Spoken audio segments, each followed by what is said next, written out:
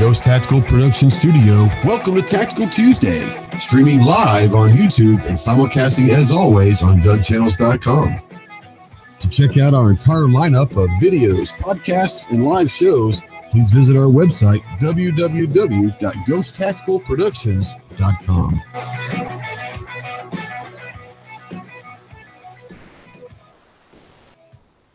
What is going on, my Ghost Squad? Welcome to Tactical Tuesday. Today is Tuesday, September 25th, 2018.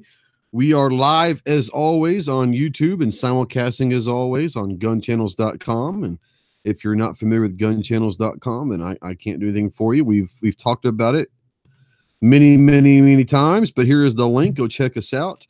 If you guys haven't checked us out yet, it is a great place for the pro Second Amendment community to come over there and hang out, ask questions. We've got a 24-hour lobby chat going on. So if you feel free to jump on in there, and most of your content creators and podcast hosts and live show guys, we're all over there on Gun Channels. So come check us out.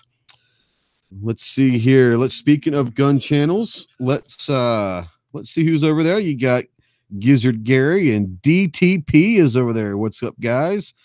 On the YouTube side, we've got a nice little crowd going. There's been some people going on here for a while. Let's say hello to everybody out there while the notifications get out to everybody else. We've got Warsaw Patriot, Stealth Hunter. Let's see here. You guys had a nice little conversation. You got Hemmy's out there. He said he just cut off 3.5 inches off his beard. That's nuts. I bet you that feels awfully weird. Awfully weird indeed. MW Tacticals out there. Gun loving Grandpa Stanley. Brent Winkle is out there. Gizzard Gary is running double duty tonight. Rich White, the 1%, is hanging out. Mateo's in the hizzy. Semper Fi. Let's see here. Excuse me as I burp there. Let's see here. Patriot in the Dark is out there. Semper Fidelis. Georgia Trucker says he can't chat, but he is listening. That is just fine with us as long as you're here. Andrew Faulkner's out there. Hello. Let's see here. Matthew Stepp, how are you doing, Matthew? Blue Steel 44 is out there. Roosted. I guess it's, Gary's a tactical chicken. We've got to come up with Roosted's got to be up there. He's got to be a tactical rooster, maybe. I don't know. We'll have maybe a cockfight between the two and see how it goes. Philo's out there. What's up, Fee? Jorge's out there. Jay Monty's out there. Patrick Pew Pew, Armentia. Hello, that guy's wife. Let's see who else we've got going on here. If you guys are grim, the Reaper is out there. The tactical troll daddy's out there. Let's see here. Guitar Man Pete. What's up, Pete? Guys, if you're new to the channel, new to the show, welcome. We love having you. We're going to have a good discussion tonight. If you're out in the chat and you haven't said hello, please go ahead and say hello. If you're new, go ahead and say where you're from. We can't see you in the chat unless you say something. So we like to welcome everybody. If you're watching a replay, thank you so much. And if you're listening on podcast form, then obviously you can't see the chat, but we will try to do as good of a job as we can to discuss without visuals what we're talking about. The gun snobs out there. Let's see here. Well, before we get going on the actual discussion, let's welcome our esteemed panel tonight from Pennsylvania. We've got Stealth Hunter. What's going on, Stealth? Hey. Appreciate the invite. How's everybody doing tonight? We're good. Glad to have you on. I think this might be the first time you've been on the show, is it not? Yeah, I believe it's the second or third time. Second. Okay, that was okay. Well, I knew there was one. Well, that's right. I knew there was one a couple months ago. So you're right. I forgot about that. But yeah, welcome back to the show. And from South Carolina, we've got Mike from MW Tactical. What's going on, Mike? Not too much. How's it going for you? Living the dream, my man. Living the dream. As long as nightmares are still dreams, then I'm living the dream. That's it. All day. Yeah, it's all good. Warsaw. Yeah, Warsaw was getting out there. He and another someone else was going at it a little bit, and Warsaw can get fired up, man. I'm telling you, he can get fired up, and he said he was sorry for getting frustrated. It's all good, my man. It's all good. Feel free to say what you got to say. Just my mods will take care of it if I need to. So I trust my mods out there to do their job, and so as long as my mods are good with it, you do what you got to do, and they'll tell you if they're not good with it, so you'll know. Well, one thing about it is you gotta love his passion, though. What's that? I said one thing about it is you gotta love Warsaw's passion. You do have to love his passion. There's no doubt about that. So yeah, I'm not going to be one of those that says you can't say this and all that. You got to say what you got to say. And if my mods think that it's inappropriate, then I trust them and they know what I want to go on. So I think Gary kind of took care of it. So it's all good. So it's all good. It's all good. It's all good. From Texas, we have the Tactical Leprechaun himself that just put out an Instagram post, which you hit a subscriber mark that to most people might sound kind of interesting, but I love what it stands for and what you did. So what's going on, Clover? 1776. America! 1776. How about them apples? Man, I got my pizza. I got my cream soda. I'm happy. Let's do this. Pizza and cream soda. I don't know. Is that something that sounds good to everybody? I'm not a cream soda guy. I'm not.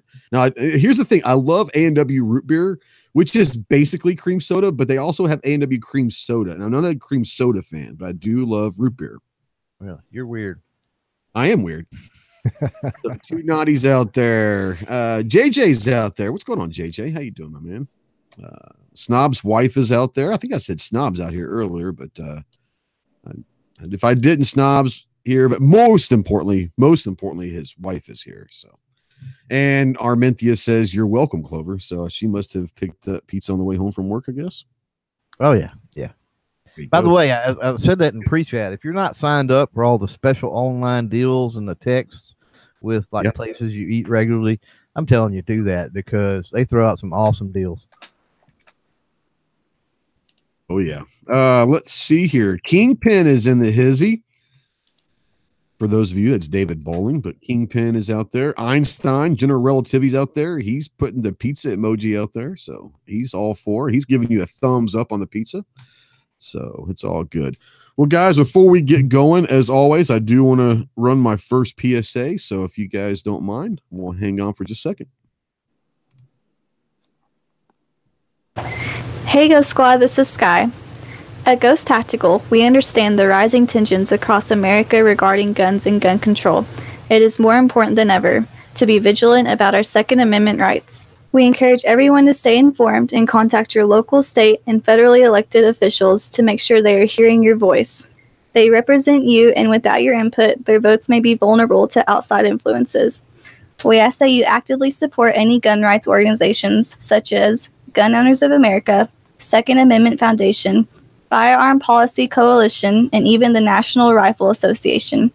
We understand you may not agree with all the politics involved with some of the organizations, but we encourage you to keep up with and support as many as you can. There you go. We had a couple more people jump in. Now, here's the thing. I'm all for self-promotion. I think everybody knows that, but my gosh, Mike, what's going on? You've got fans. You got a fan club now. Brenda, let's see if I can get up there. Brenda Osborne says, "I'm just here for Mike." So you bring it in. You have like a fan club now. So I guess that's kind of cool.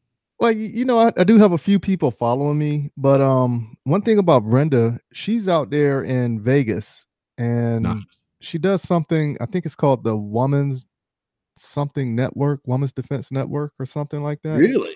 Oh, fantastic. Yeah. So yeah, they're all into like the gun culture. They do stuff and like train Marines. Do you want a link? Do you want to jump on the show? I'd love to get your perspective. Let me know if you want to jump in.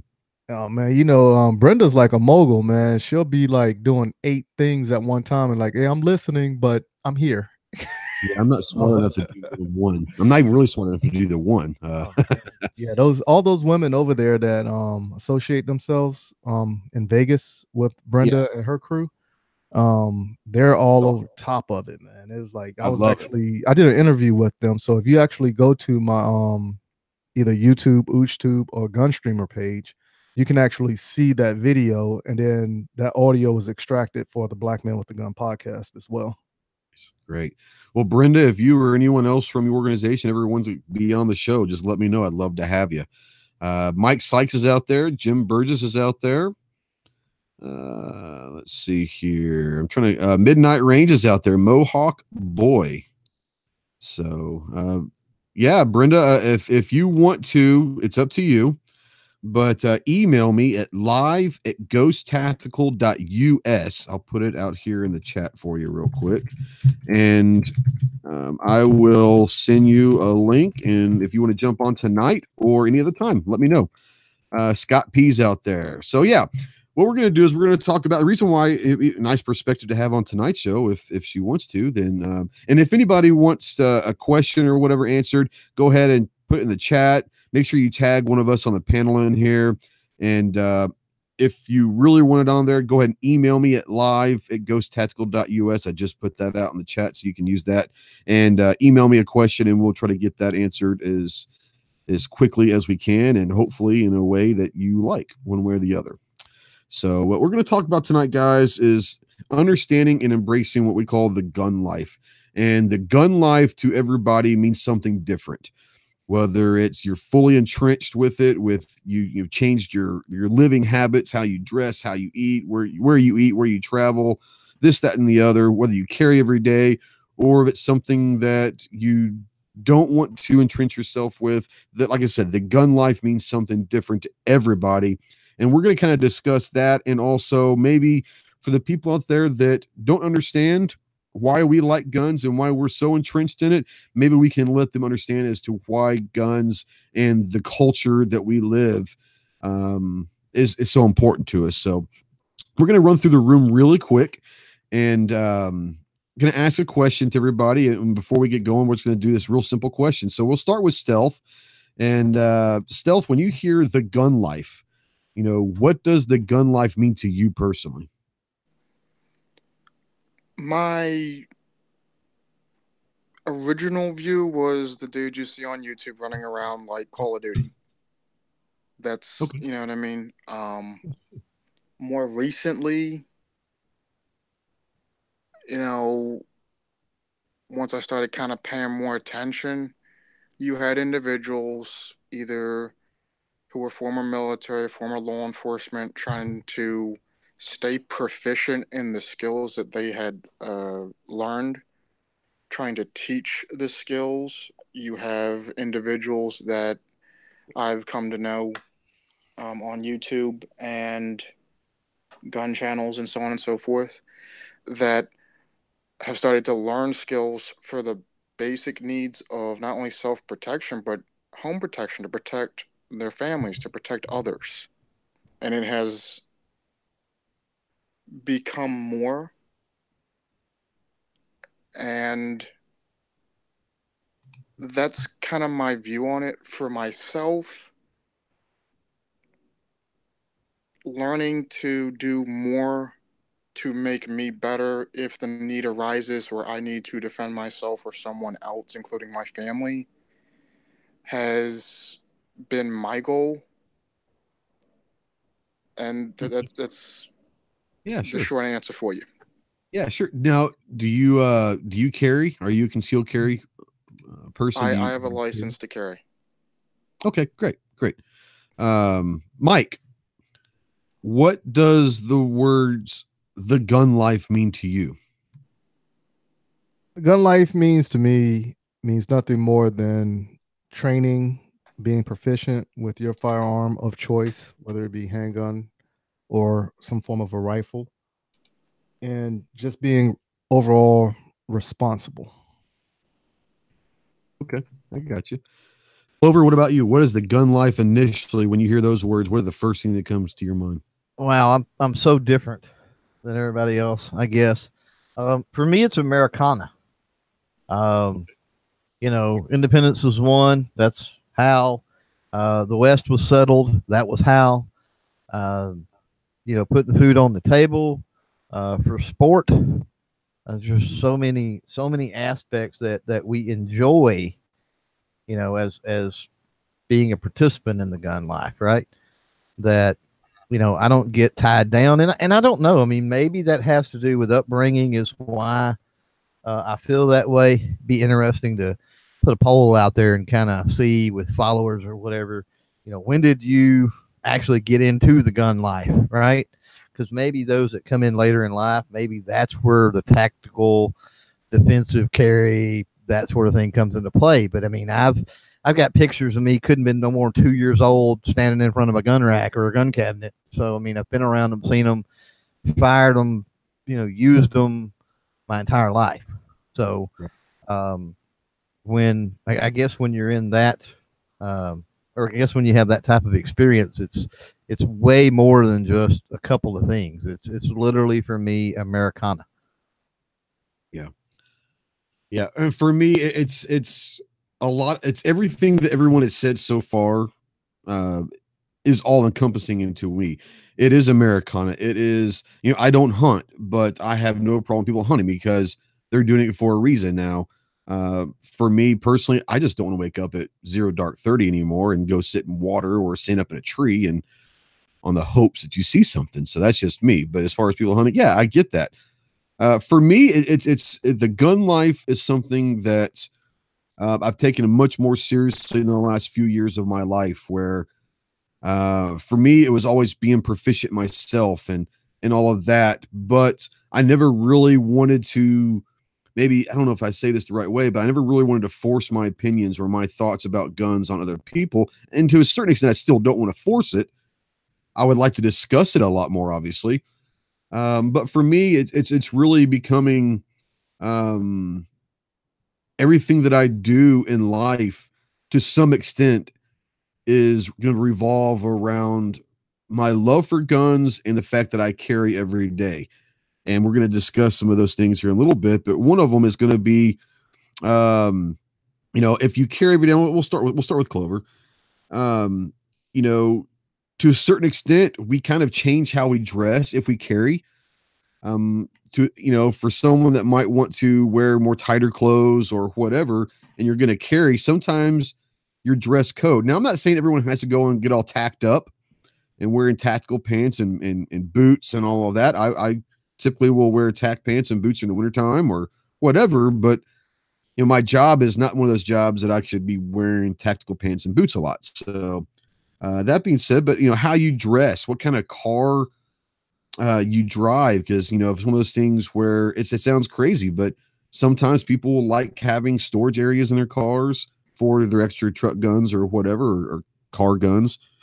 Where they go and eat, where they sit when they eat, where do they travel, vacation to. So I'm going to start out this by saying, to Clover, what are some of the things that, as you have become more and more, and not necessarily recently, but in your lifetime, as you become more and more entrenched and involved in the gun life, what are some of your habits or some of the things that you have changed because of, you carrying or being part of the gun life? I don't know that a lot has. Outside of the the will or the need or the yearning or whatever to pass knowledge on, to educate, to bring more into the fold, into that part of Americana. I don't know that anything is. I mean, my wife can probably, she's out there, can attest to, I don't think I changed the way I dress. I mean, other than wearing a belt, I don't think I changed the way I pretty much wear the same clothes. So, dressing differently to carry, not a thing for me. Pretty much going to drive a pickup regardless. So really not an issue. Yeah, I mean, I just don't, I don't know. I mean, there's not a whole lot except for, like I said, as I go on and I get older, and it's probably because of society and the way the outlook as far as firearms and stuff like that seems to go with society, with the demonization and other things. I feel it more important to spread the gospel, so to speak. Yeah, sure. No, I understand. And you're different than I am. You grew up kind of in the being around guns and all that most of your life. I didn't really until I joined the Marine Corps did I really as of around guns and kind of loved guns because of there.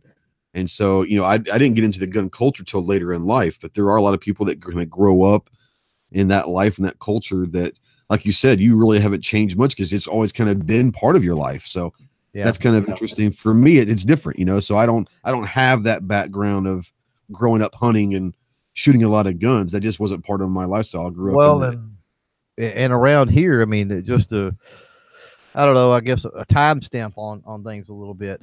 I can remember high school kids, or I can remember vehicles on campus, I should say, you know, with the rifles and the shotguns, you know, on the racks in the back window.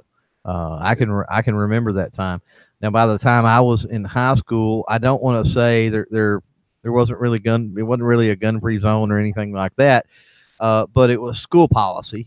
And so they were in trunks or behind the seat or something like that. But it was nothing for us to have, you know, the squirrel rifle or the duck shotgun or whatever behind the seat, because, you know, we were going to leave school and go do our thing.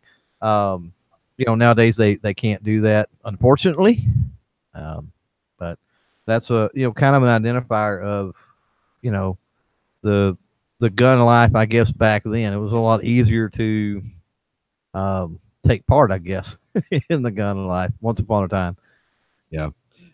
Excuse me. Now, Warsaw Patriot out there says it wasn't until 2011 that he started getting into guns, and his family slowly got into guns as well.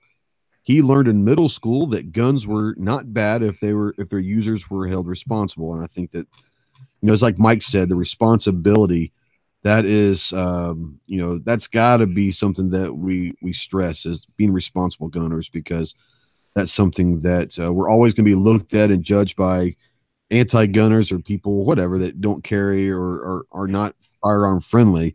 So as long as we're presenting ourselves in a positive way, maybe that helps change their mind out there. We got a couple of people joining in. We've got up in Michigan, we got Patriot in the Dark. What's going on, my man? How you doing? Hey, pal. I think old Bill Gates was messing with me. Put your stuff right to the junk pile. I couldn't believe it. Well, that's what Still said. His was in the spam also. So I found it. They can't keep me down.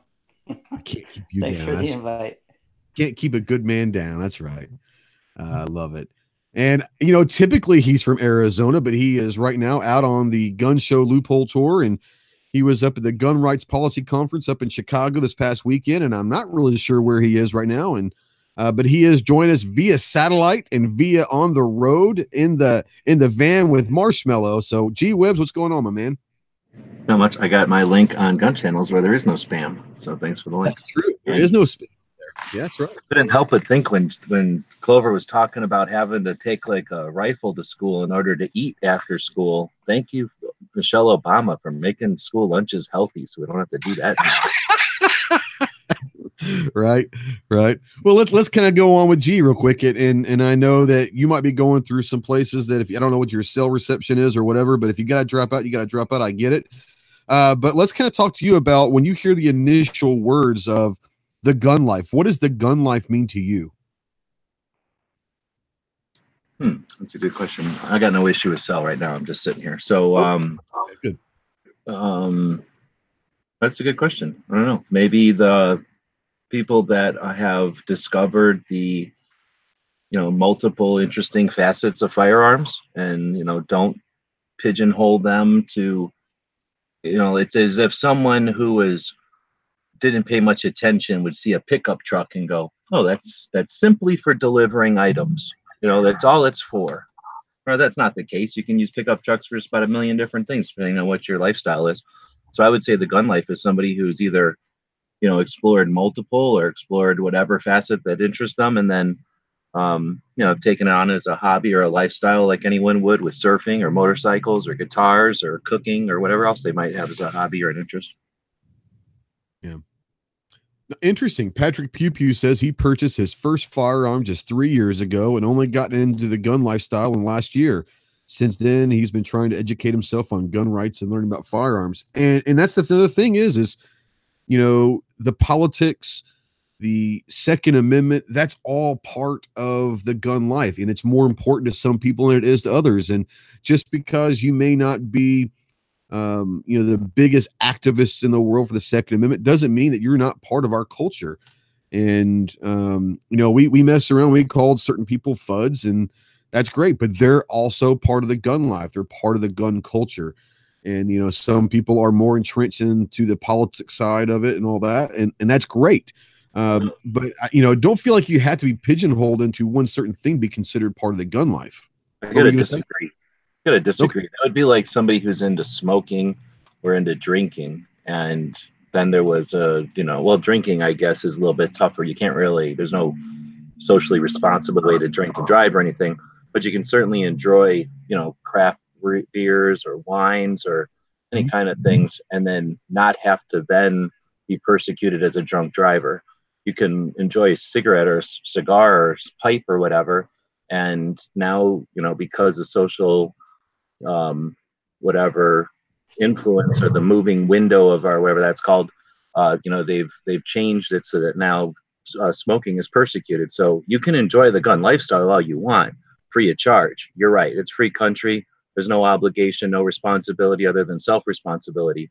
However, I have to stop it, especially after being at the Gun Rights Policy Conference and seeing the lack of people that were there. Only 400 people were there the first day. Less than 100 people really showed up the second day besides the staff. And this is a perishable, frivolous activity. It's a perishable recreational activity, and it's a perishable individual right that's protected by a portion of the Constitution that is under attack and has been for a long time. This assuming someone else is going to take the reign, I think it was hopefully blatantly clear that there are no superheroes working for us. There is no conclusion that is already been drawn, and we can just enjoy it like a bunch of innocent kids. This is something that is under attack, and you can take the choice to not pay attention and let someone else do the politics, but this is perishable and it will disappear without any effort. No, I think that most people on this panel would, and most probably people in the chat would probably be 100% in agreement with you. My statement is there are multiple layers and multiple divisions of what the gun life is. And if the gun is a part of your lifestyle, especially if you're maybe just starting out, they're still part of the gun lifestyle. And so, yeah, I'm not saying don't just disregard the Second Amendment and don't get political and all that. I'm not saying that. What I'm saying is there are people that have entrenched the gun in their lives, and whether they take it for granted or not, it's whatever, but they don't want to get involved in the politics. And you're right. I mean, we all need to make sure that we are at least somewhat proficient into what the politics are and what's coming after, and legislation and all that, because we do need to make sure that the Second Amendment is not infringed upon. But I think that there are people out there that I don't want to discourage someone saying, well, just because I really don't care about the Second Amendment necessarily, or I don't want to get involved with activism, that I'm going to be, blacklisted within the gun community. Not at all, because we all have to start somewhere. If you're just getting into guns and you're not really into the politics because you're not informed enough or educated, or you haven't read enough about it, and you really don't know what's going on, but you really do enjoy guns, you really enjoy go to the range, then you're part of the gun culture and you are in the gun life. And then from there, maybe the next step is to, educating yourself on different things. So I think that there are different varying levels of the gun life. But like I said, I mean, anyone that enjoys being around guns and is willing to stand up for their rights, whatever, is good by me. Patriot, what about you? We haven't gotten you besides saying hello, but what about you? When you hear the first words of the gun life, what does that mean to you? Well, I would have said it before the leprechaun, but I think of America. I didn't think that at first, okay, until I spent time in Japan where it isn't. I spent time in Canada where it isn't as much. I mean, they have different things, whatever. Mexico, whatever. Yeah, I know what you're saying. Other places, and from that perspective, looking back at what we have, it really throws it in your face that it is a perishable thing. A lot of places might have had things that were close, maybe not the same, as far as our laws and what we know our rights and that can't be taken away. Other places they have been. And being out there looking back at a place, You might be living in a small town and never left your county, but you have that same obligation to, I don't know. That's good. Yeah, So I mean, it's there's a lot to it, but the main thing is it's truly American. Yes, there's a lot of places that have firearms in the world, but not where you go from there to here and have the same options and rights that are ours. yeah. Vanessa Kitty out there says, "Gun is an addition to life, a necessary tool," and I love that. That's a great statement. You know, I want to bring Mike in here real quick. And Mike, when it comes to, you know, adjustments that you've made in your life, whether it's where you live or, you know, where you go to eat or, you know, products you buy and all of that stuff, has the gun life changed, you know, your way of thinking about life, or have you always kind of like Clover? It's always kind of been part of your life. But have you really kind of changed different things in your life according to your carrying every day or being in the gun culture? Everything far as guns changed for me after I got back from the first time I went deployed after 2003. So 2004 when I first got back.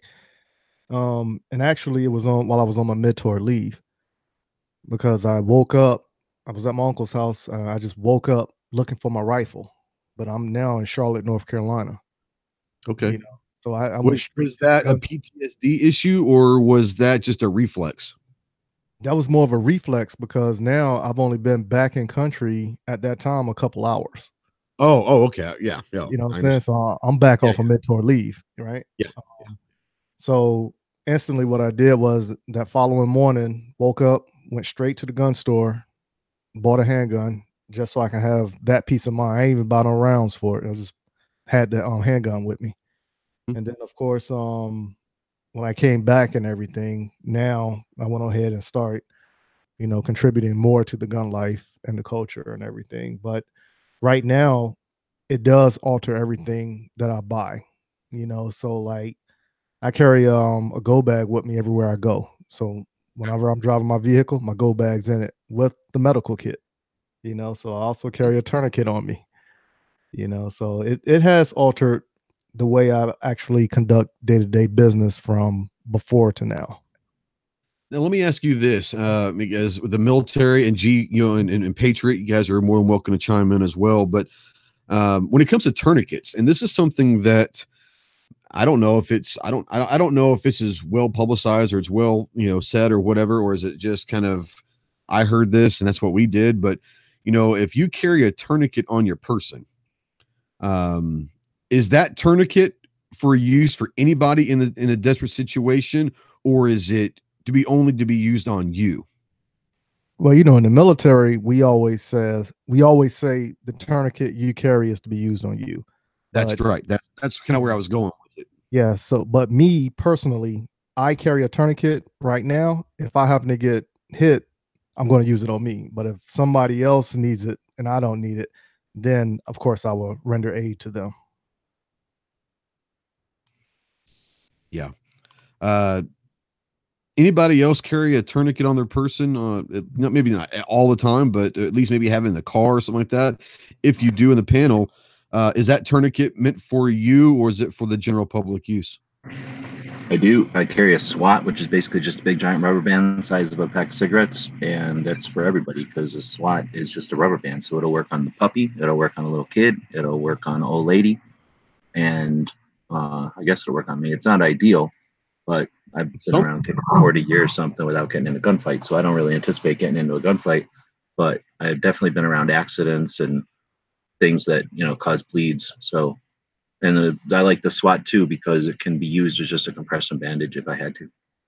Yeah, and like I said, you know, for the most part, when I was kind of coming through, there was kind of like Mike said, is if you had a tourniquet on you that was meant for you, but you're in a situation in the military where everyone's probably got one.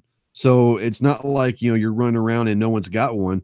So I think that today, even though I do carry one, it's not going to be just for me, because I'm not going to sit there and watch someone bleed out and say, well, I could probably help this person, but this tourniquet's for me, guys. I hear people saying that all the time, and I get it. That's up to you. If you want to carry one on your person and then carry another one, carry two on, one for the public, one for you, whatever you want to do. But yeah, I mean, if you're in a situation where you can help someone, I would like to think that the tourniquet's going to be used for anybody, not just saying, oh, God, I mean, I could really help her, but sorry, this tourniquet's for me. I hear that all the time. What's going on? Yeah, go ahead. I have one in the range bag and at home. I don't carry one on myself, although as of this morning, I did order one because of just the recent couple chats. Sarge had a chat, as well as the Daily Gun Show went into one. I wasn't on there. I listened to it into replay, and just some of the things that they were talking about. I mean, I'm kind of a little bit behind with that because, I mean, old school, you didn't use them, but obviously now you do. Right. So there is a big thing, and I'm actually trying to track down some extra training with it too, as well. Excuse me. Nice. Stealth. Where you live and all of that, how much is the gun life looked poorly upon or looked positively upon, and has being a gun person and having a concealed carry license and carrying and all that, have you changed your lifestyle due to the gun, or has it always kind of been like Clover? Like I said, you've always kind of had that part of your lifestyle, but has the gun changed your lifestyle in any way? I didn't grow up with them. My mom and dad used to have them a long time ago. They got rid of them.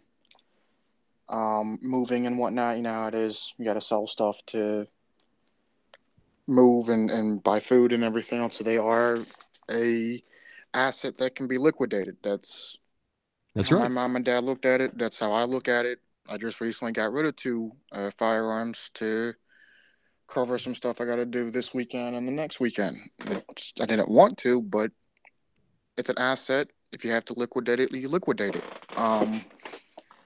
As far as, carrying and everything else, I haven't changed what I wear. Okay. The area I'm in, it's a 50-50. There are people who have guns, and they have them for home defense, personal protection, so on and so forth. And you have people who don't have them, and they are anti-gun. Like, if they even think you have a gun, they'll run over and tackle you almost. I mean, that's just their view. Because they get this idea in their head with all the stuff in the media and everything. It is what it is. But you see somebody with like a big old hunting knife, which is completely illegal in Pennsylvania, on their belt. They have no issue with that. Right. None at all. Cool. So it's weird, and it depends where you are. Where I generally prowl around, I don't really have to worry about anything. Like, I don't look for signs. If there's a sign, there's a sign. Prove I knew I wasn't supposed to have something. Like, that's just the way I look at it. If I see a sign, I respect the sign, and I don't walk in carrying, a gun, because most signs are for guns, not for anything else. I do carry other stuff. Sure. So, with that being said, and this is something to think about for the peeps, a gun is a tool. It's not the only tool you can have. It's not the only tool that is always going to solve your problem. There are other things that you can use along with your brain, which is the true weapon. You need to educate and use that. Seeing something, having skills with your hands, I'm not going to say martial arts 100%, but some sort of hand skills, stuff like that, can get you out of situations. Being able to communicate with people can get you out of situations. I dealt with people that have been armed, have had everything from a gun, a knife, you name it. And I've talked my way out of stuff when I didn't have a gun with me at all. you have to have other skills. Do not put all of your faith into that gun being the be all end all solution to a bad situation. It's not. That's reality. Too many people, in my view, who get into firearms, whether it's self defense, concealed carry, home defense, any of those options or more, they think the gun is the be all end all option. It is not. And when you stop using your brain, you cause problems for yourself. We've seen this time and time again. It's been documented. Use your brain. Okay, anyone who's ever worked on anything, you have a toolbox, you have a tool belt. If you're like doing carpenter work or something like that, you have many different tools. You don't always need a hammer. You don't always need a flathead screwdriver. You may need a chisel. You may need a tape measure. You may need many different other things that is not a screwdriver or a hammer. It is what it is. Yep. And I see a lot of people, especially where I am, who are into firearms or have firearms. They don't really grasp that.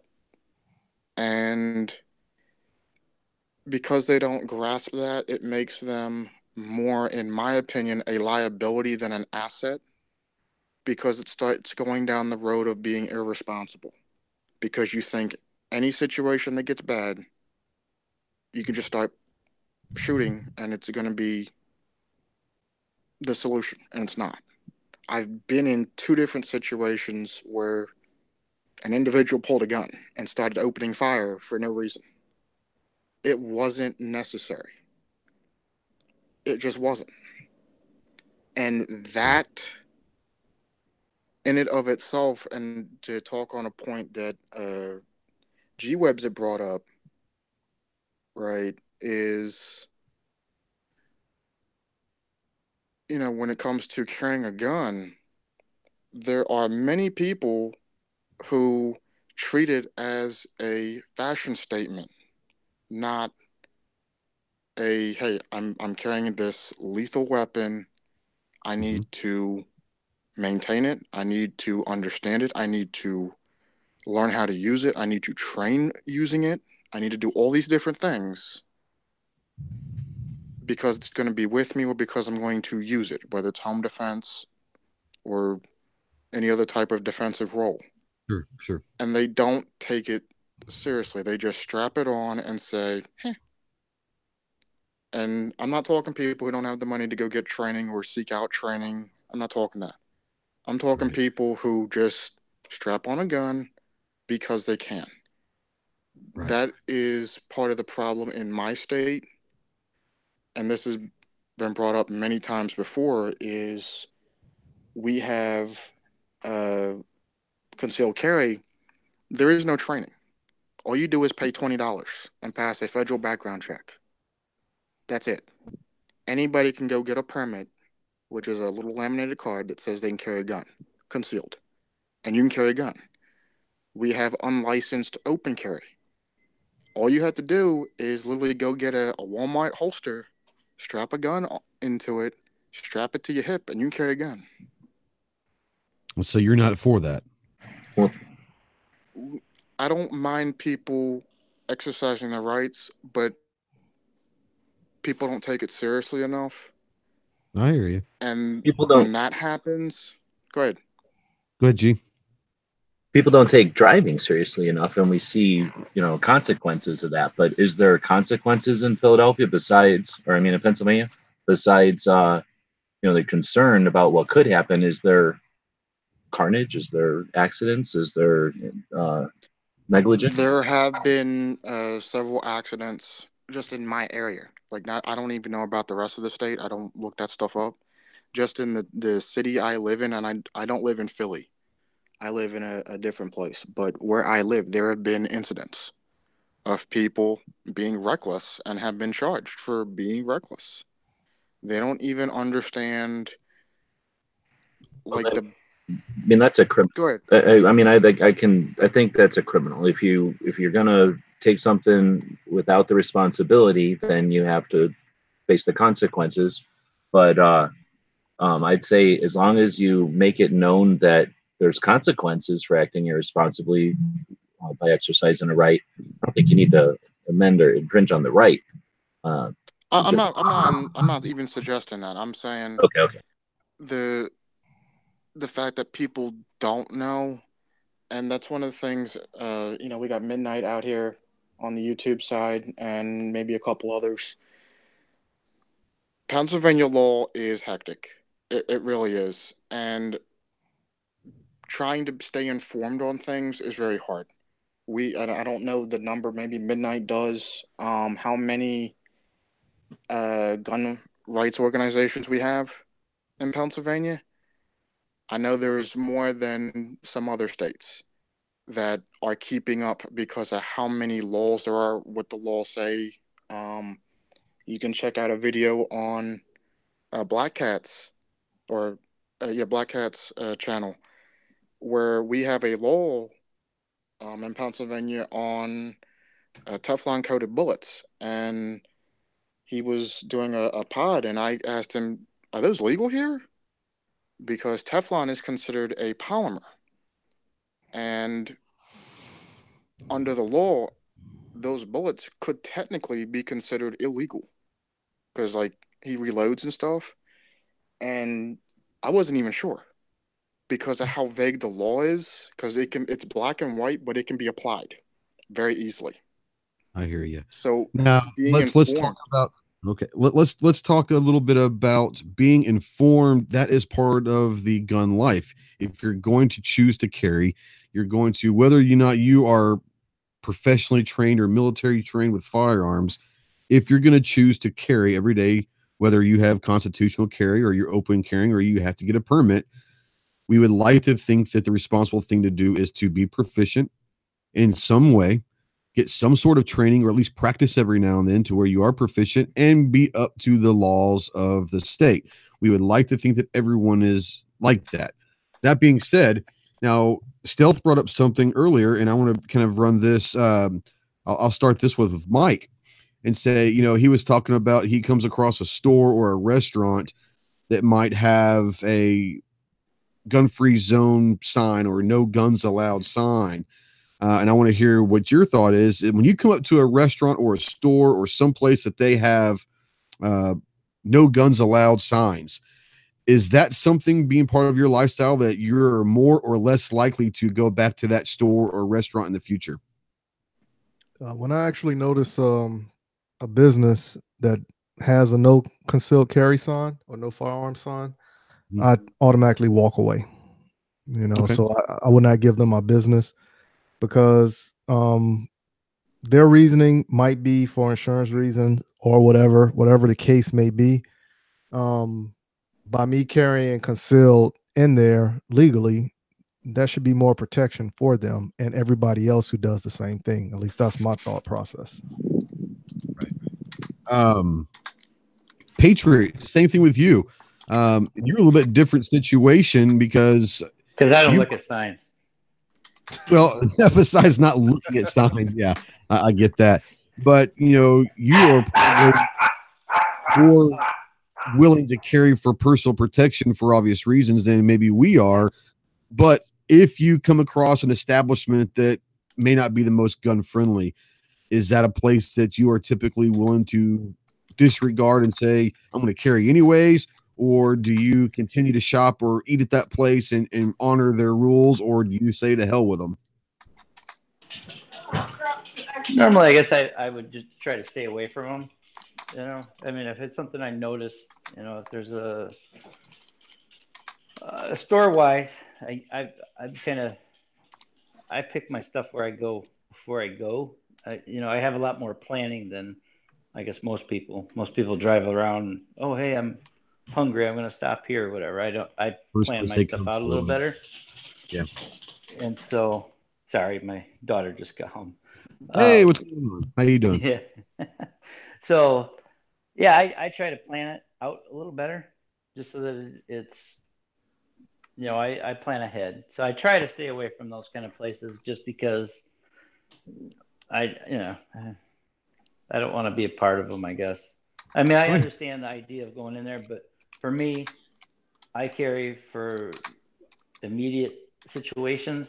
My situation is different. I'm not going to go in there and I'm not exactly. Yeah, like I said, you're different than most for everybody else because it is a little awkward for me, because it'd be nice to, but I've set my own limits as far as things. So, but shopping at stores and things like that, most of the time I don't even think about it really. Right. I mean, I don't go to the smell perfume stores and all that kind of stuff. So I don't deal with that kind of stuff. But there are like certain bars around that have like all you can eat fish or whatever, that kind of thing. And that kind of, knowing that it is, for lunchtime, it's something different than, at night, I still, I won't carry, that kind of thing. It usually stays in the car, but I'm with people that are, look out. So, I'm kind of odd at that situation because it is a little different for me. It's not like I'm not the guy out there to protect everybody else, besides, my immediate, my daughter, myself, right where I'm at. So, Clover, I'm going to ask you this: is when you talk about going on maybe family vacations, maybe not now, but even when the kids were younger and y'all were maybe going somewhere for vacation or a weekend getaway with the family or whatever, did the state's gun laws that you might be traveling to, was that something that played a part in your travel? I mean, when you're talking about crossing state lines, obviously you're talking about, concealed carry, reciprocity, or whatever, but do the gun laws in a particular state that you're looking to possibly go to or travel to for vacation, did that ever play a role in your decision process? I don't remember ever going into, but Louisiana, and to answer that question, no. I mean, and I wouldn't really, wouldn't be an issue even nowadays necessarily. I mean, I would prefer not to go there, but it just, you've got to, it's risk assessment. I talk about this all the time. It's the same mentality, even if you have someplace local. That's the only place you can get the best whatever to eat, like Patriot was talking about, or, whatever. I mean, do you want to assume that risk? I mean, millions and millions of people walk around unarmed every day and they don't get murdered or killed or raped or die, or, you know what I'm saying? So, the first thing we got to do is not put this misconception out there. This is why I don't get super hung up on the whole self-defense, all tactical training side of things. Is right.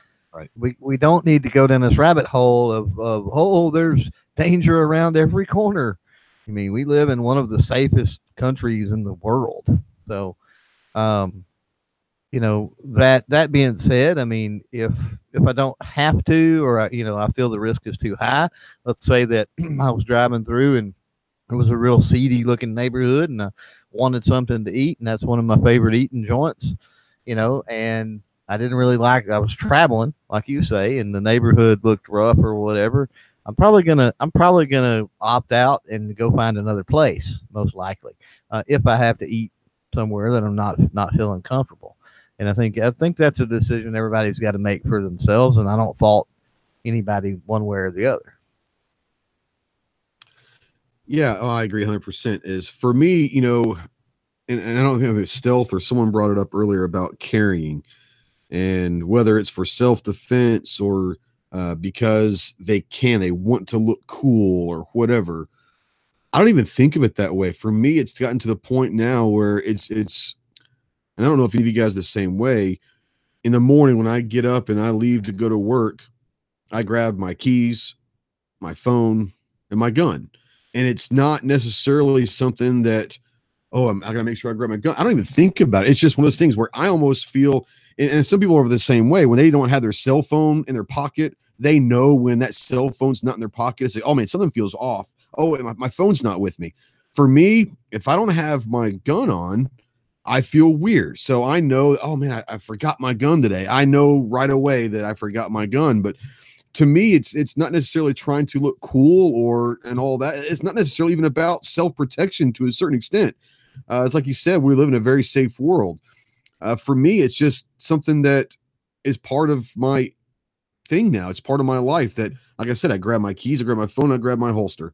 And it's just, I don't even think about it anymore. So I understand exactly what you're saying. Now, G, I want to talk to you because you spend a great part of your life traveling on the Gun Show Loophole Tour and other things.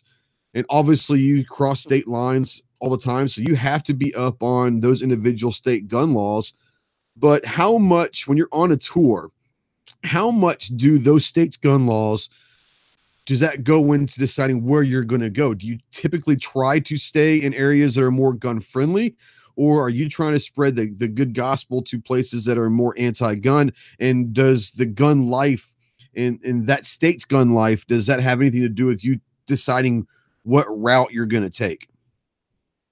In the past, I'm guilty of making decisions based on what their gun laws were when I had discretion, but I didn't always, and I had to deal with it.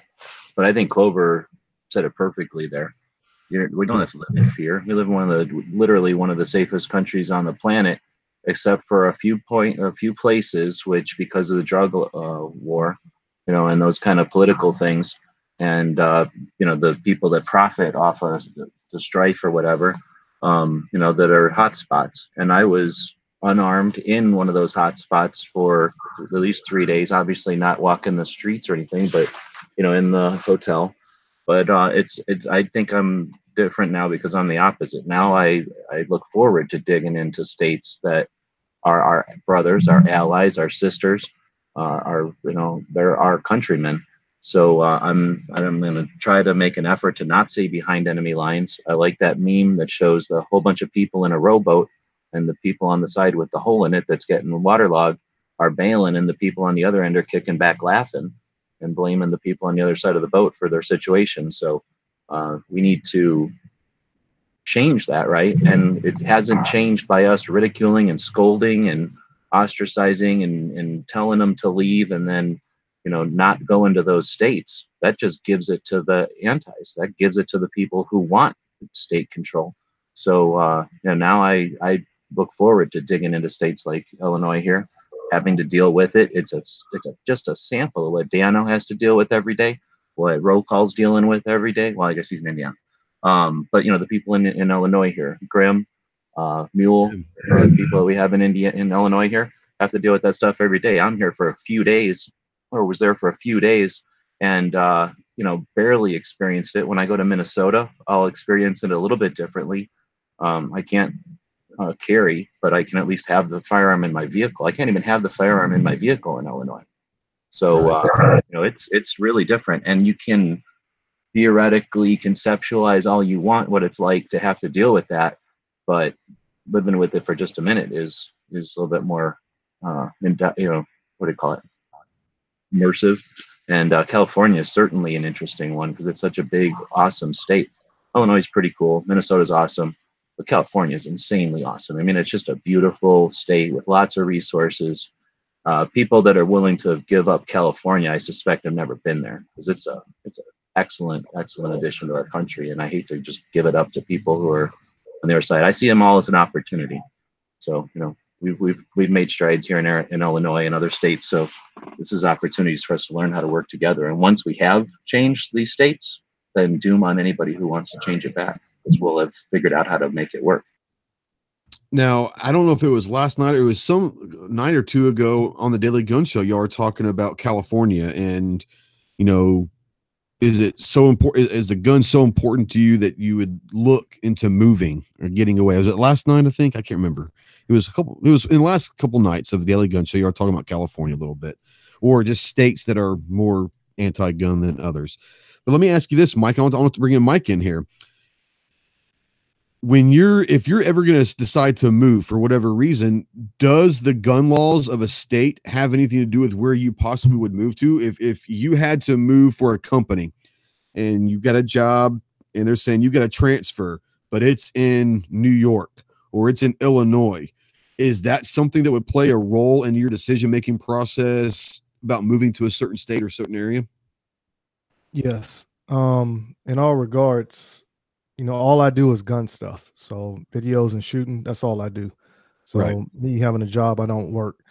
But I was close to moving to Florida, and then when all that mess happened in Florida, I reconsidered terribly. Right. Yeah. My next choice was Texas. So if I do leave South Carolina, I know I'll probably end up going out west towards Texas next. Yeah. Now I'm bringing Stealth real quick, and same thing for you. And I know that you have said that you lived in an area that can be construed sometimes as dangerous and all that. The people that carry guns on a daily basis, do you feel that they are carrying for self-defense, like you said, or are they using as a defense mechanism to where if people know they're carrying, they might not get attacked? I mean, is it a defensive, I should say a preemptive defensive mechanism, or is it going to be something that they're doing because they are in fear of something happening to them at that time? Depends on the person you talk to. Okay. It could be 50 billion different answers. It all depends on the person. I'm not from this area where I live in. People who are, it's a 50-50. I know some that do. I know some that will, like, they can conceal carry, and they intentionally open carry, depending where they're, like, they will intentionally just uncover their weapon and make sure everyone sees they got it. Other people who are open carrying, depending where they go, they will cover it up, whether they have a license to carry or not. That's, like I said, it depends on the person. I don't walk around all over where I live. There are certain places I go on foot. There are other places I'll go in a vehicle. There are other places I won't go to at all. So it all depends on knowing your area, knowing your surroundings, knowing what you can and can't do, Right. both physically and mentally, and also knowing your law. Exactly. Now, Paige, let me bring you in here real quick and ask you a quick question. And when people find out that you're a blind guy with a gun, okay, do you take that opportunity to explain to them why the gun life is important to you, especially in the predicament that you're in, where it might be more of a self-defense thing than we would consider it being? Do you take the opportunity of starting a conversation, or do people really not want to hear? Do they look at you weird because a blind guy with a gun? Oh my God, how dangerous is that? Do you try to make them feel and understand why it's important that you're responsible, or do you just kind of disregard them and move on to the next person? Most people, I mean, besides the millions of people that watch you on your show, the millions. I mean, the millions, millions. right? The tens of people. Yes. Yes.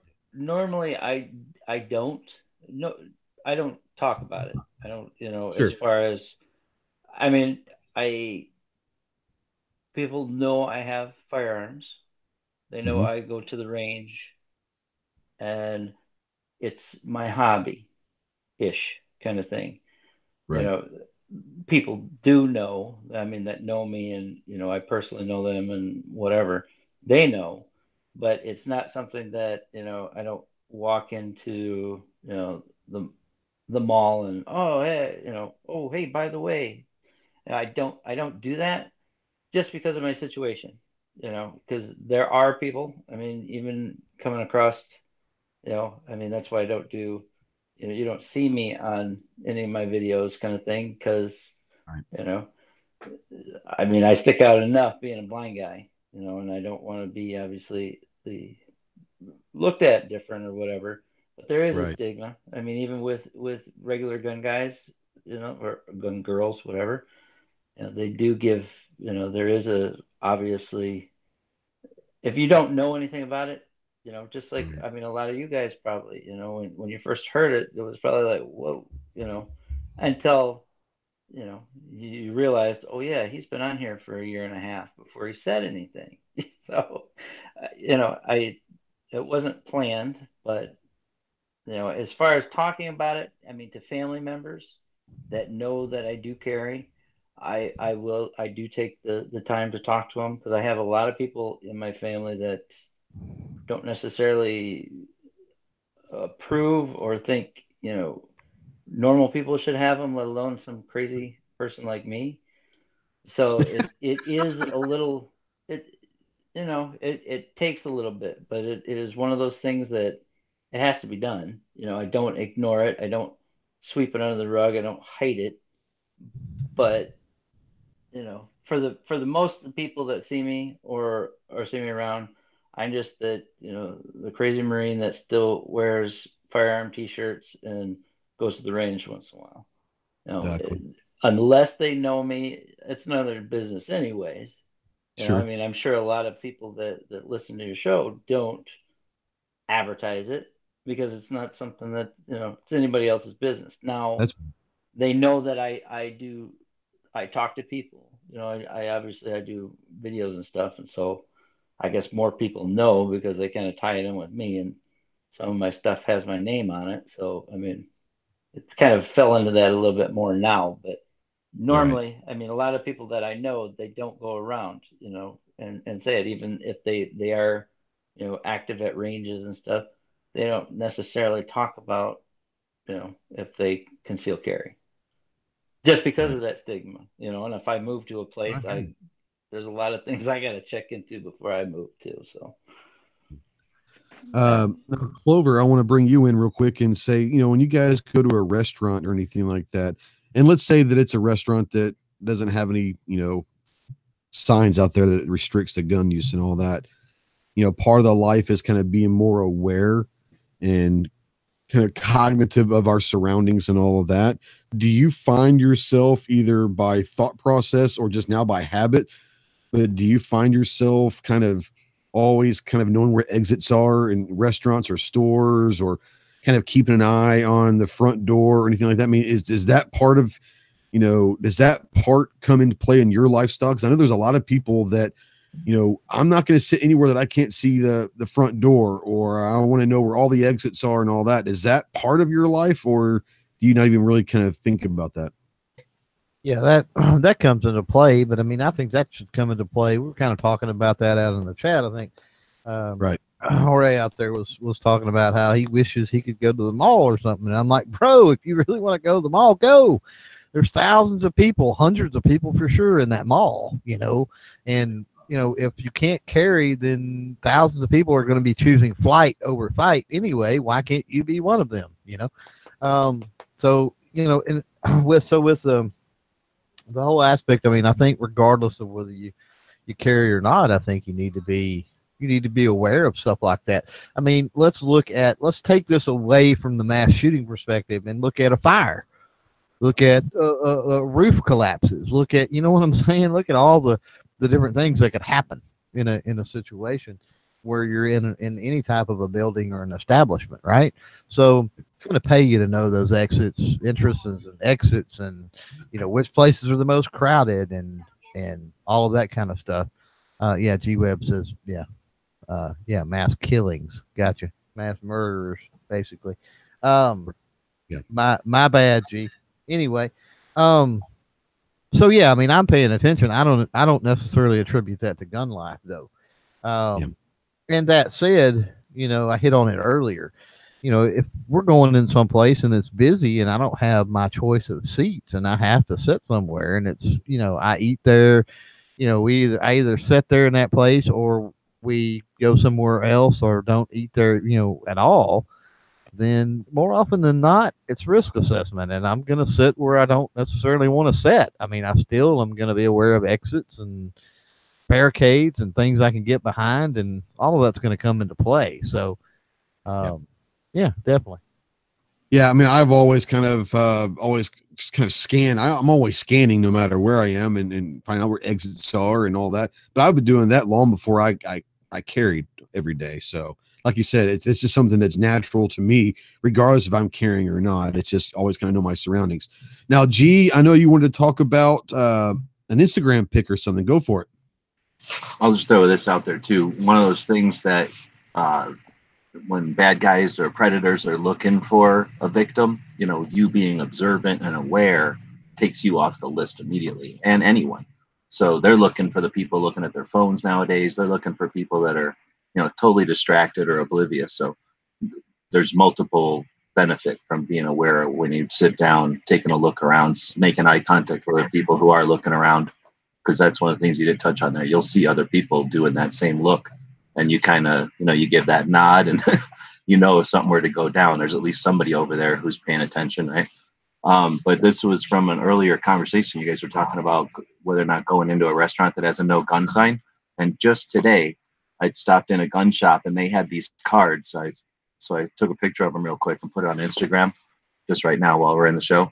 So on one side, it has the no gun sign equals no money, right? Right below that, it says, I respect your right to post your no gun sign in your place of business. And I ask that you respect my decision to take my hard-earned cash elsewhere. You have lost my business today and in the future. Can you afford to lose more customers? On the back, it says, I'm a law-abiding citizen. I have a concealed carry handgun license. I have taken training in use of firearms and applicable law. I have passed background checks. My fingerprints are on file with the FBI. I have no felony convictions. I have never been convicted of domestic violence. I have no history of mental illness or drug addiction. There are thousands of license holders who wish to patronize only those businesses who support our rights. There's no anything there except for the straight, here it is. So I suggest having some of these cards. Better gun shops will give them to you. You can find these online to print on regular paper and just cut them out if you want to do it cheap. Ideally, go to one of these places that that print inexpensively and make 500 of them yourself and leave them at gun shops and gun ranges and gun shows, and other people will pick them up. There's no political stuff here. There's nothing about Trump, nothing about Republican, Democrat, nothing about left or right.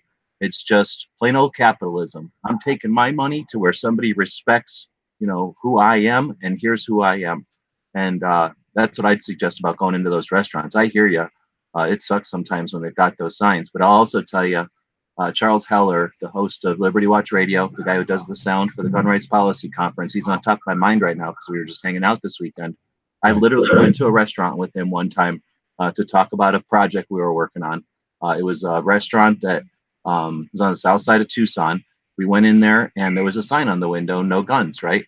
We sat down, started eating, and after ordering, but before the food came, he asked for the manager to come over, and he gave the manager a similar card that the AZCDL, or Arizona Citizens Defense League, prints up. The only difference is it says AZCDL on theirs. But he basically handed them the card and at the same time said, we're law-abiding citizens and we like to take our money to stores that appreciate our patronage. Is there any way you can take that sign down? Guess what that manager did? He said, oh, that's just some corporate thing. Let me go grab it. And he put it in the back. Interesting. Yep.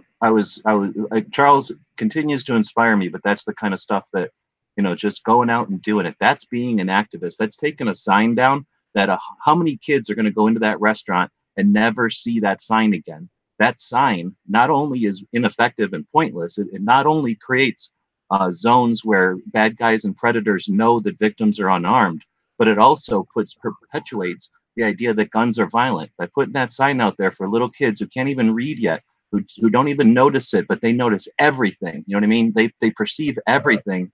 That's intentional. They want those signs on doors. They want those signs to be near doors for a reason. So we individuals have power to take those signs down. Very, very true. We've got a new viewer tonight. It's and I might butcher the name. I apologize, but I'm going to pronounce it as Adafo or Adifo H out there. Said he found from our podcast. So welcome to the show. Welcome to the chat. He's got a question for us. We're going to run this through the pen a little bit, and I love these kind of questions because it's sometimes hard, and I want people to understand that. If you're on any of these guys' chats or their streams or their videos and you have questions, don't be embarrassed. Don't worry about sounding like a newbie. He straight up says he's a newbie. He's got a couple questions, and one of them is he just bought his first handgun and is waiting for the paperwork excuse me, to finish up. So he says, I guess aside from a holster and a belt and PPE, what other gear should I get? And now let's run this through the room a little bit. For a gun newbie, aside from, the belt and holster and the gun and all that, what else should he be looking to get into? I'm assuming it's a he, but what should we look to help him out with? And Clover, let's start with you. What do you think, buddy? Let me get the mute off here. What did he say you already had? He said he just bought his first gun and waiting for the paperwork to go through. And he said, aside from a holster and belt, is there anything else that he should look to get? A holster and belt. Okay. Well, first of all, congrats on the first handgun. Welcome to the dark side. I'm telling you. Next month you'll be buying your second. So just get ready. Exactly right. An addicting habit. Right. Well, several things. I don't remember him saying where he lived, but look into carry laws and all of that good stuff. Obviously, we talk a lot about education, so that's not something that's going to cost you anything. We have the Google, so and you can ask anyone here on the panel, or probably 99% of those out there in the chat can help you out with that. So know your laws and what you're doing. Maybe look into if you're in a state that offers a carry license. If you're not in an open carry or anything like that state, maybe look into that. A range membership, always good. Identify those, find those in the area. Some don't work on a membership basis, but if you go regularly. From there, you didn't mention ammo, so you need obviously some defensive ammunition of some kind, and my suggestion is to try to find a fairly equivalent round that you can use for range ammo. You want something pretty close ballistically, where your point of aim and point of impact is going to be pretty close to the same. Recoil is going to be pretty close to the same, all that good kind of stuff. Outside of that, and most of what I mentioned is free. So, just do your homework on what the laws are mainly, and where you can go and practice and or train. Lots of good content online. I'll put that out as far as the training. Whether you're talking Yanger, Assad, Pincus, who am I forgetting? Bunches of them, but they have their own websites. I wouldn't necessarily just randomly trust people on YouTube, even though we are all people on YouTube. But most of the legit trainers, even like Mike here, most of the legit trainers have their own websites. So follow up through those websites and try to make sure you're getting it from somebody that's credentialed and credible, right? Correct. Now he says that he's already told his girlfriend that his next gun's an M&P Shield 9mm.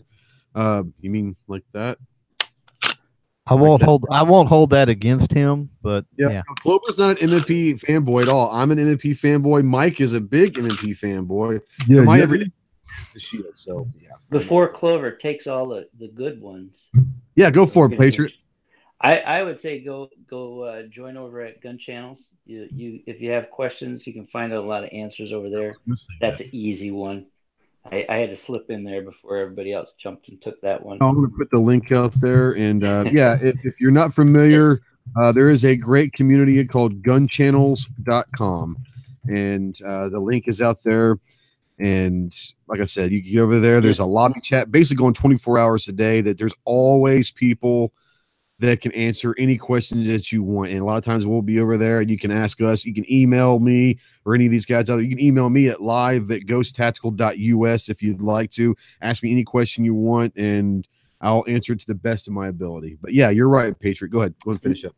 And also, it's a good idea to get a good, kind of a basic, doesn't have to be fancy, cleaning kit, and learn your firearm, take it apart, put it together, take it apart, do it so that you understand what it is. That's just what I like to do. But that's it. No doubt. Anybody else have anything? Mike, G, Stealth, anybody have anything else that you guys want to add to a newbie?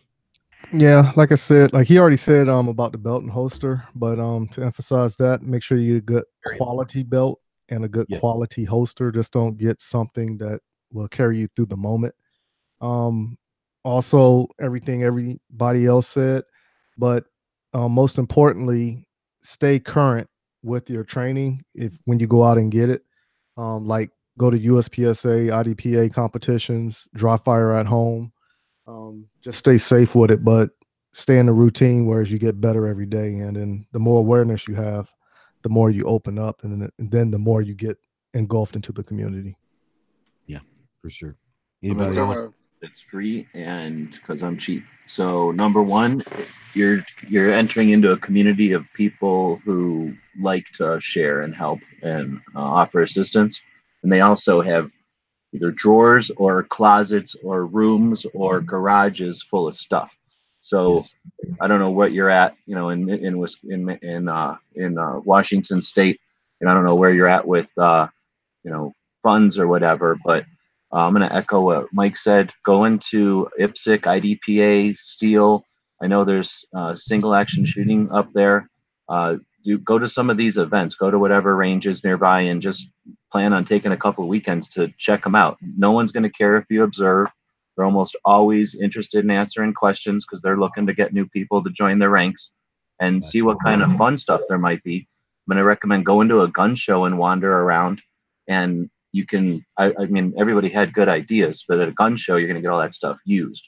So buying a cleaning kit that's used a couple of times, or there was a cleaning kit that was like a gift from someone and it's like their third, you know, so it was never even opened, you know, but used, you know, there's that potential. But just chatting and kind of poking around the gun show will give you a pretty good idea of the breadth of stuff that there is to get into. But get ready to open up, you know, clean out some drawers or a closet or even a room, because you're on a journey. If you enjoy it, you're on a journey of acquiring for a while. And Walter Miner out there brings up something that, you know, once again, people that have been doing this for so long, we kind of take it for granted, but it hasn't been mentioned yet. Hearing protection and eye protection. Yes. And it doesn't have to be, you can go to any gun shop and for $25 get some of those foam ear protections, little foam ones. You can go and get at a Dollar General, go get cheap $1 glasses, you know. But yeah, if you're going to go to the range and all that, yes, hearing and eye protection are things that you have to have. And that's just something, once again, I didn't think about it until Walter said it, because that's just something that I've got 11 pairs of ear protection. I always carry 5 or 6 different things of eye protection in my range bag. So I never think about having to go buy those because I've always got a ton of it. But that is something, yeah, for sure.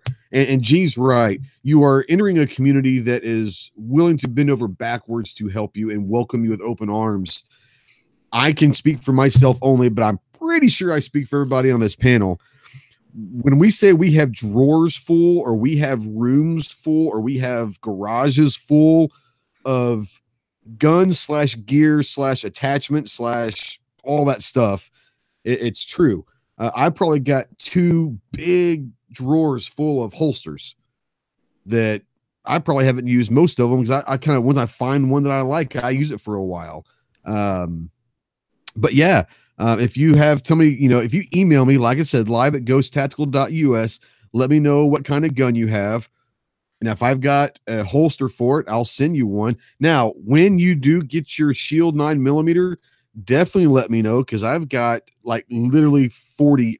I don't know about that, but I've got at least 25 that I know for 100% sure of holsters for the Shield 9mm. So I can help you out with a holster or two there as well. So, like I said, these people here in the gun community, especially the people that are watching most of everybody's chats and shows, you become a family, and we're willing to help out. I'll tell you another one, Ellis. And for anyone that doesn't know, Ellis has an interview tomorrow with Palmetto State Armory for a salesman. Last night on his chat, he gets on and kind of announces it. Hey, I've got an interview. We spent the next 30 to 45 minutes, honestly, trying to give Ellis tips on what to do in the interview process. You know, what kind of clothes he needs to go get. And he's like, man, I don't know if I can go get clothes. And about a 20-minute span between the PayPal links and all that, he had gotten $120 from friends of his friends, us, to go and make sure that he has sufficient clothes to go and interview tomorrow because we're all hoping he gets one. Yeah, it was on his late night chat. It was on his late night chat, right before yours, and he just brought it up. He just happened to bring it up.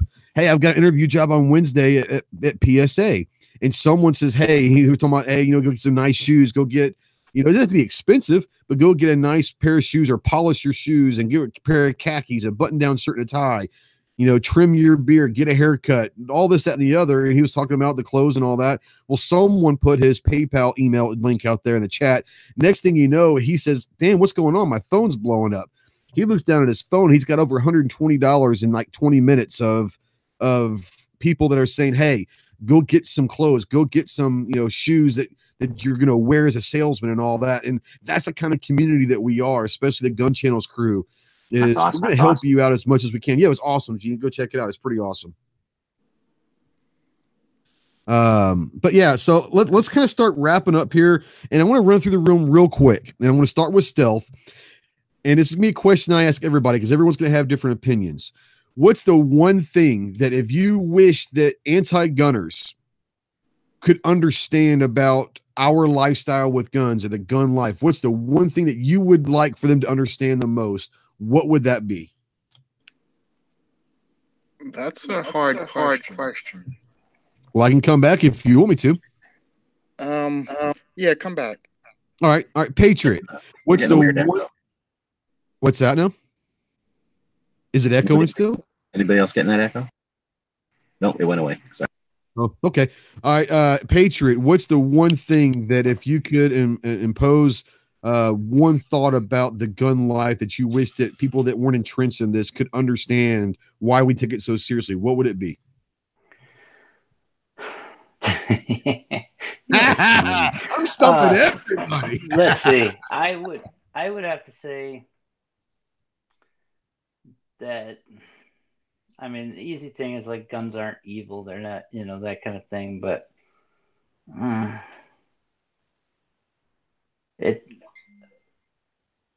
and we're not doing it to be scared or heroes or Rambos or something. I don't have a good answer. Okay, that's not a problem. I just wish they would, be open to try it, to see the light, I guess. I hear you. I have an answer for you. All right, Stealth, go for it, buddy. I had to think about it. They need to start using use their brains and stop using their feelings. Yeah, I like it. Because if they really care about people, they would care about all people, not try to segregate people into you don't matter and other people matter. Right. Mike, what about you? What's the one thing that you could, if you could sit down and talk to an anti-gunner and they just understand why we care so much about our guns, what's the one thing that you wish you could pass on to them to maybe they would understand why the gun life is important to us? Freedom, for one, our rights, equality, how it should be across the board, and then just addressing fake patriots. Overall, this is have an honest conversation, get it out there. Right. Walter's got a great comment out there. He says he explains to some that while they're talking, his gun never shot anyone. That's a great point. Yeah, for sure. G, what's the one thing that, I'm sure you have multiple things, but what's the most important thing to you to stress upon people that may be anti-gun, that wants to have an actual conversation as to why guns are important to you? What's that one message that you wish you could get out to more? I'm going to reiterate what Mike said. It's individual freedom and liberty. Guns are simply a symbol that you're not afraid of your neighbor. And in a country that's based on the individual working together, as opposed to a bunch of individuals being cogs in a machine or being told what to do, they symbolize that. And I'd go on and on about that probably. Right. Clover, what about you? You have anything in particular that that you wish you could stress upon people that don't understand why the guns are important to you? Well, I don't know. I would likely lead into some type of a conversation to where I offer to show them rather than tell them. Sure. Yeah. Like, hey, let's come over to the house sometime, or let's go to the range down the street, and just once. Right. I can promise you it'll be safe. You'll see that first and foremost is safety, responsibility, everything that we talk about, and then after that's out of the way, I mean, it's worlds of fun. There's absolutely nothing to be frightened or scared about. Anything can be dangerous. From a car to a cell phone to a knife to a pair of shoes to whatever in the wrong hands. So, let's go somewhere and let me show you how much fun you can have when things are done responsibly. I mean, at a good example of that is drinking. People, and even in some states, I guess, partaking of certain substances. For recreational purposes. I mean, done responsibly, what's the problem, right? And the gun life is no different.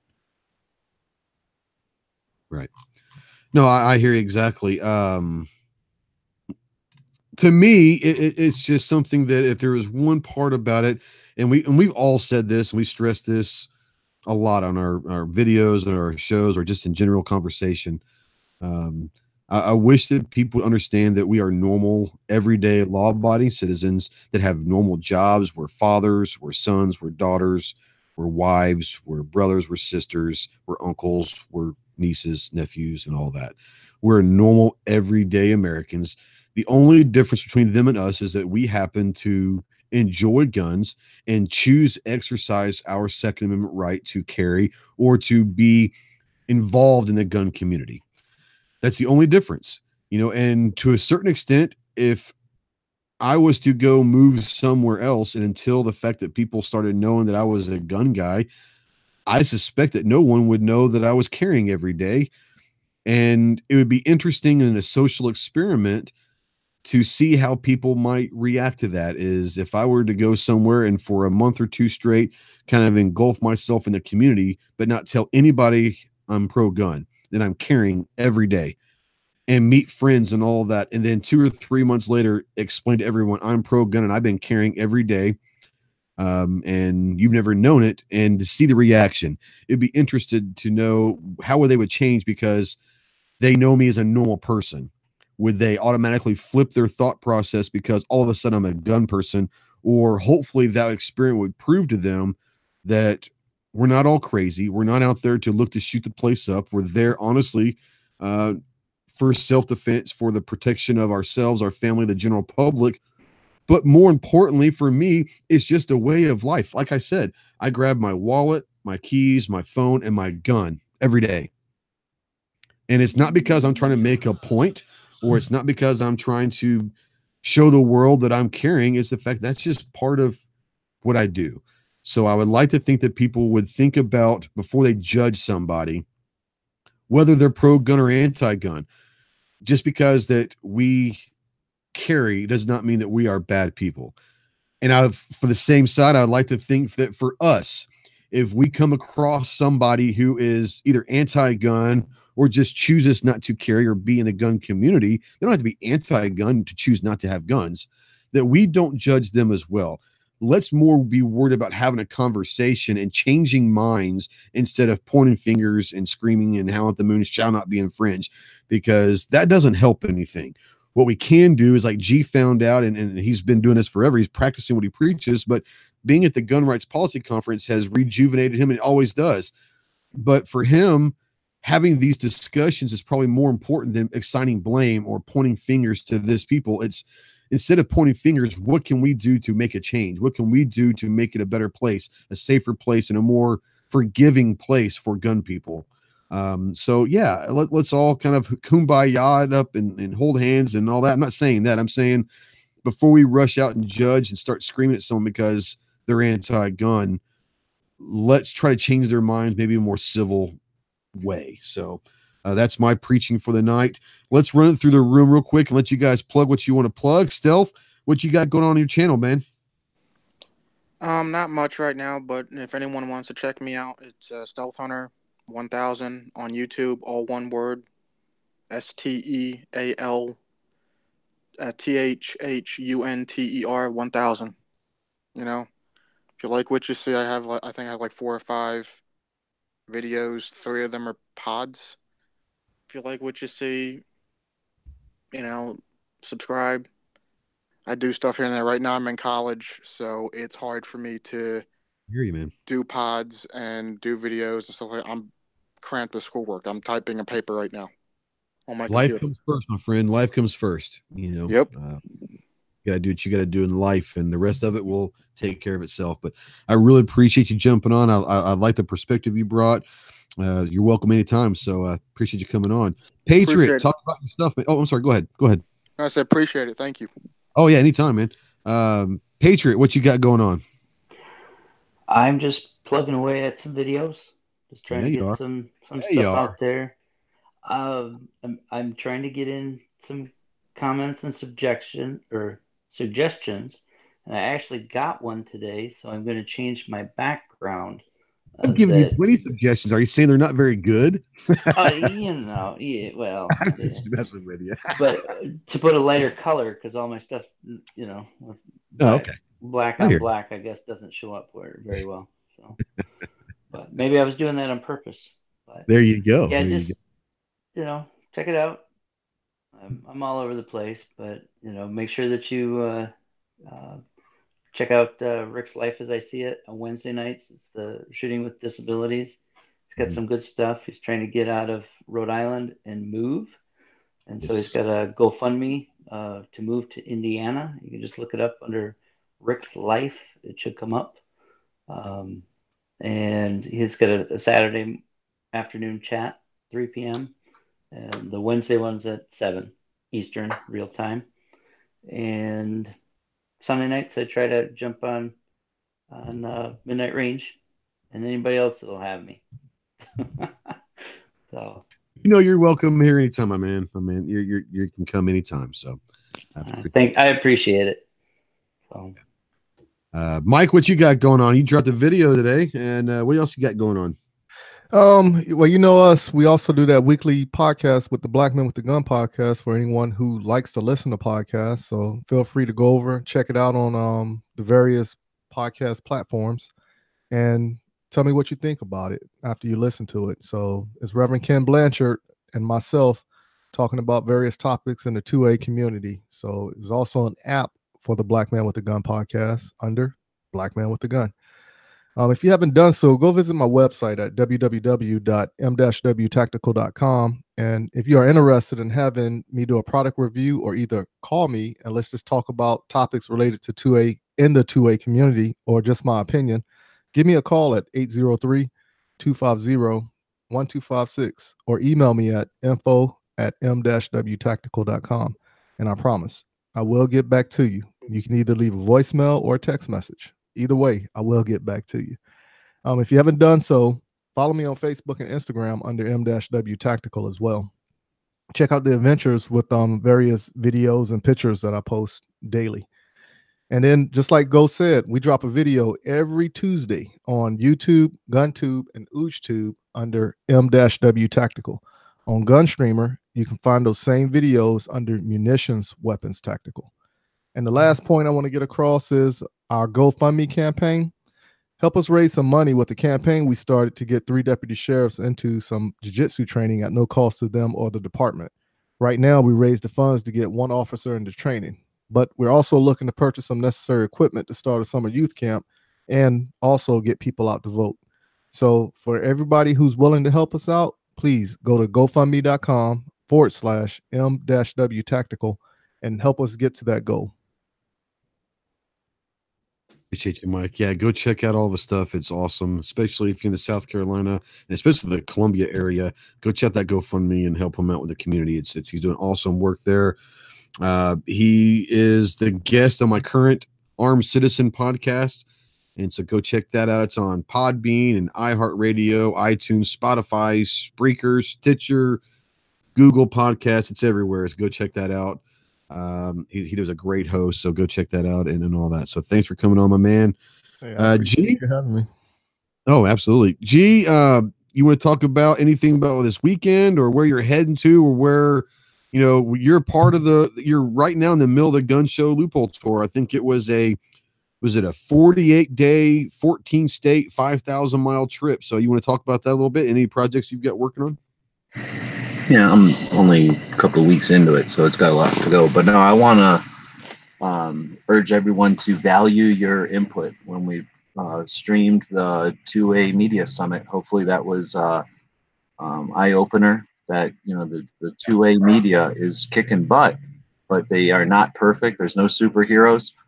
Your knowledge, thanks to Clover's Thursday show and Ghost and Clover's efforts on showing people behind the scenes their development and their you know, use of the various platforms and the software and the tools, the cameras and the whatnot, that has given, you know, most of the people that are in your guys's group of live shows and people creating content, you guys have as much reach as some of the others that are out there that have been doing, you know, what others would consider good work. So don't ever feel discouraged. Everybody's voice is important, of course, but you guys have a set of skills. Everybody that's listening to this has a set of skills that's contributing to this effort. And for example, we had a talk about the last assault weapons ban that got defeated, I think last, you know, the end of 17.